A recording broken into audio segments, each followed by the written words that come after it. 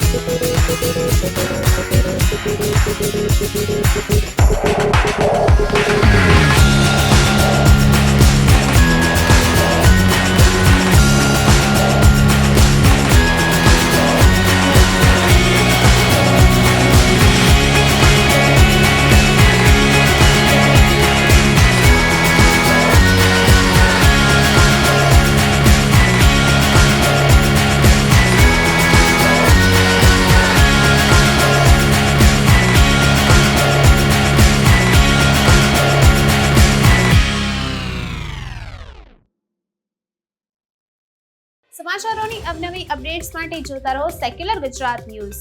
સાથે secular Gujarat news ચેનલને like, share અને સબસ્ક્રાઇબ કરો અને બેલ આઇકોન દબાવીને સમાચારોની ઝડપી માહિતી મેળવો।